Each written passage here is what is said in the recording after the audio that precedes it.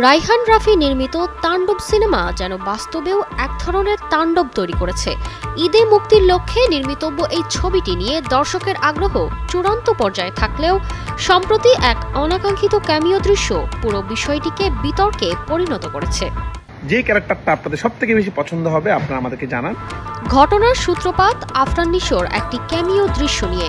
শাকিব খানকে না জানিয়ে নির্মাতা রাফি ওই অংশের শুটিং সম্পন্ন করেন, আর এতেই ক্ষুব্ধ হন শাকিব। তার ঘনিষ্ঠ সূত্রের দাবি, এই সিদ্ধান্তে অখুশি হয়ে তিনি শুটিং বন্ধের সিদ্ধান্ত নেন এবং সেটে উপস্থিত হননি।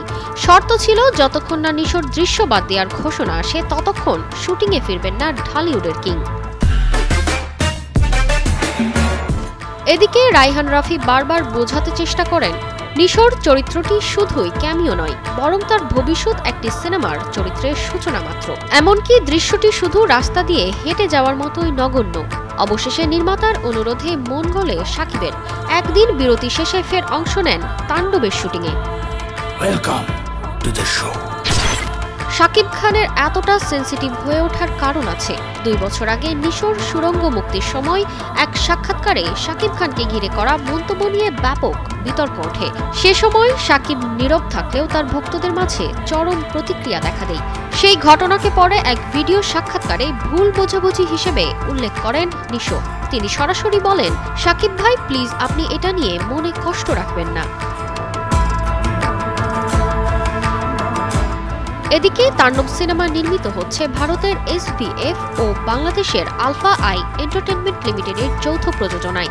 একটি টেলিভিশন চ্যানেলে হামলার প্রেক্ষাপটে সিনেমার গল্প এগিয়ে যাবে বলে জানা গেছে।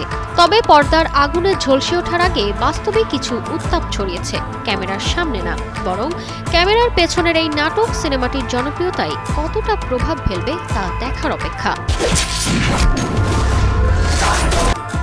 তবে এ কথা পরিষ্কার, ঢাকা ইন্ডাস্ট্রির রাজনীতি আর ব্যক্তিগত ইগো যদি গল্পের চেয়েও বড় হয়ে দাঁড়ায়, তবে তাণ্ডব যে শুধু সিনেমার নাম নয় সেটাই বারবার প্রমাণ হয়। তারতিবা ফারুহী, কালের কণ্ঠ।